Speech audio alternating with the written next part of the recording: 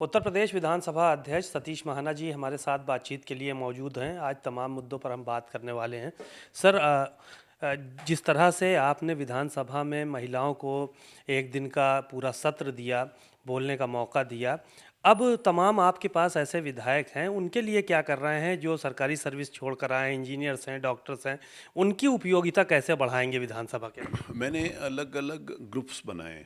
हमारे पास 403 विधायकों में से बहुत अच्छे पढ़े लिखे लोग हैं। हमारे पास 18 डॉक्टर्स हैं जो मेडिकल फैकल्टी से आते हैं। हमारे पास 16 डॉक्टरेट किए हुए जिन्होंने पीएचडी करी है वो लोग हैं। हमारे पास एमबीएस हैं, एमटेक हैं, लगभग 32 ऐसे सदस्य हैं। वरिष्ठ सदस्य जो 5 बार उससे ज़्यादा जीते हुए लगभग 29 है। तो सीनियर्स का मार्गदर्शन मिले, सीनियर्स के द्वारा जो किस प्रकार के काम किया जाता है, नए नौजवान जो चुन कर आए विधायक उसको सीख सकें। क्योंकि मैं जिस समय 1991 में आया था तो जो सीनियर्स होते थे मैं उनको सुना करता था, उनसे सुनता था। तो सीनियरिटी के आधार के ऊपर वो अपना कुछ संदेश दे सकें, इसके लिए मैंने सीनियर्स की भी मीटिंग करी, उनको भी सम्मानित भी किया, उनसे मार्गदर्शन भी लिया मैंने। देखिए, विधानसभा में कोई कुर्सी के ऊपर बैठ जाए तो उसको सारा ज्ञान हो जाएगा, ऐसा नहीं। हम सब एक दूसरे से सीखते हैं, उनसे सीनियर वहाँ से सीखकर नए नौजवान विधायकों को उनको बताना, शिक्षा देना। ना हमें तो 32 साल में ना किसी ने सिखाया, ना हमसे किसी ने सीखने का प्रयास किया। अभी एक नई परंपरा डली है, इससे विधायकों में कॉन्फिडेंस भी बढ़ा है, उत्साह भी हुआ है और उनका पार्टिसिपेशन विधानसभा की कार्रवाई में बहुत तेज हुआ है। तो मैं अभी कल जो पीएचडी के हमारे डॉक्टरेट जिन्होंने किया उनको बुलाया, जो सरकारी सेवाओं उनको बुलाया। परसों 10 तारीख को मैंने जो लॉ ग्रेजुएट्स हैं, लगभग 85 लॉ ग्रेजुएट्स हैं, उनको मैंने बुलाया। एग्रीकल्चर फील्ड में काम करने वाले लोग हैं जिन्होंने ज़मीन के ऊपर काम किया, जो खेती के बारे में जानते हैं। बहुत सारे ऐसे लोग हैं हमारे, बहुत जो आर्थिक दृष्टि से बहुत जिन्होंने कठिनाइयाँ झेली हैं। तो जिन्होंने कठिनाइयाँ झेली हैं और दुर्भाग्य से अगर वो उन डिग्रियों को प्राप्त नहीं कर पाए, लेकिन उनको उन कठिनाइयों में से निकलने का रास्ता उनको मालूम है, तो वो भी अच्छी, उनका भी बहुत उपयोग विधानसभा में हो सकता है। हर सदस्य जिसको जनता चुनकर भेजती है, अपने अपनी मेधा, अपनी अपनी योग्यता के हिसाब से सब लोगों का पार्टिसिपेशन विधानसभा में हो, उसका लाभ प्रदेश की जनता को मिल सके और उस क्षेत्र के विधायक की जनता को मिल सके, ऐसा मैं मानता हूँ। कैसे लेंगे आप, वही जानना चाह रहे हैं कि इनका ये जो प्रतिभाशाली लोग हैं, जो तमाम सरकारी नौकरी से आए हैं, इन लोगों की जो प्रतिभाएं हैं या जो इनके पास एक्सपीरियंस है, उसका इस्तेमाल विधानसभा कैसे करेगा विधानसभा, देखिए, विधानसभा में जो भी डिबेट्स होती हैं वो गवर्नमेंट के पास जाती हैं। सरकारी अधिकारी जो भी वहाँ पर जो भी प्रश्न लगते हैं, जो नोटिस लगते हैं, वो गवर्नमेंट के पास जाते हैं, सरकार के पास जाते हैं। सरकार जो है, जो ब्यूरोक्रेसी है, वो विधानसभा से ही मार्गदर्शन लेगी। विधानसभा के अगर इंजीनियर्स कोई अच्छी बात रखते हैं तो वहाँ से उनको सुझाव मिलता है, उसको लेते हैं। मेरी जानकारी में है, एक प्रतिपक्ष के माननीय विधायक जो काफ़ी उन्होंने पढ़े लिखे हैं, वो एक वरिष्ठ अधिकारी के पास गए। जब उन्होंने उसका परिचय दिया तो मेरी व्यक्तिगत जानकारी में है कि उन्होंने आधा घंटा 45 मिनट तक उनसे बातचीत करी कि और ऐसे कैसे ठीक किया जा सकता है, आपके कौन से अच्छे सुझाव हो सकते हैं। तो विधानसभा ही एक प्लेटफॉर्म है ना। विधानसभा उत्तर प्रदेश को प्रगति के पथ के ऊपर ले जाने के लिए हम सब लोग, जो लोग जनता के द्वारा चुने जाते हैं, उस विधानसभा के सदस्य होने के नाते से और विधानसभा को उपयोग प्रदेश की जनता के हित में और सरकार को कैसे मार्गदर्शन देने के लिए होता है, इसीलिए होता है। तो आप दूसरी भी विधानसभाओं में गए हैं, देखा है, विदेशों में भी गए हैं, आपने वहाँ की भी कार्रवाई जो है वो समझी है, सुनी है।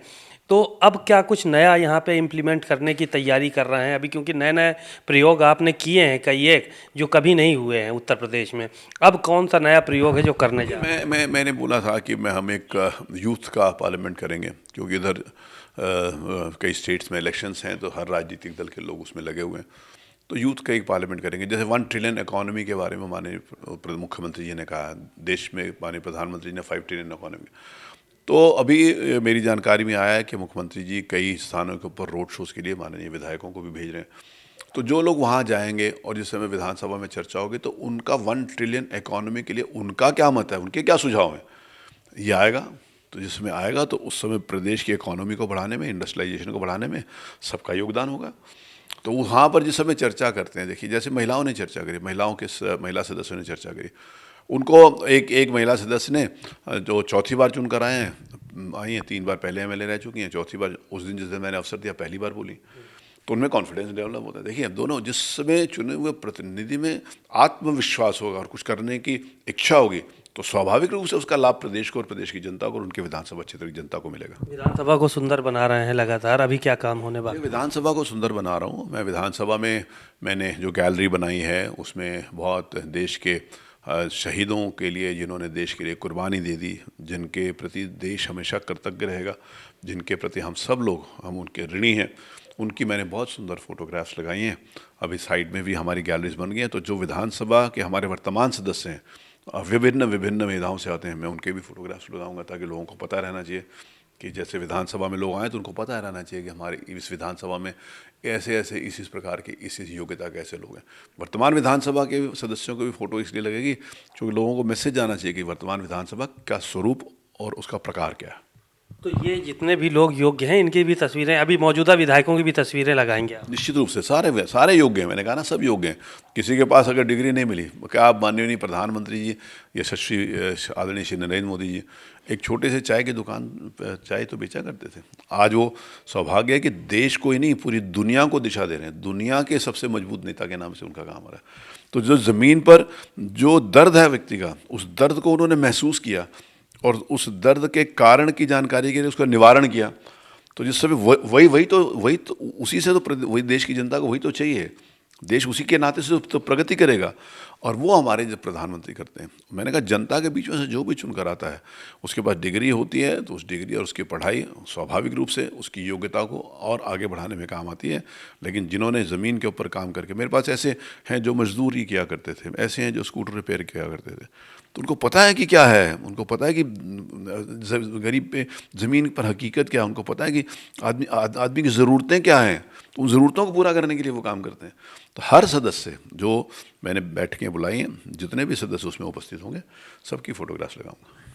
बातचीत के लिए शुक्रिया। आपने सुना सतीश महाना जी को, उन्होंने अपनी बातें बताई कि किस तरह से विधानसभा में उन्होंने काम किया है, आगे विधानसभा को लेकर काम करेंगे।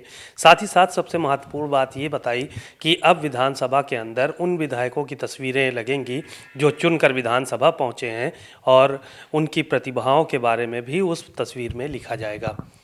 कैमरामैन श्रवण कुमार के साथ सीमाब नकवी, भारत समाचार, लखनऊ।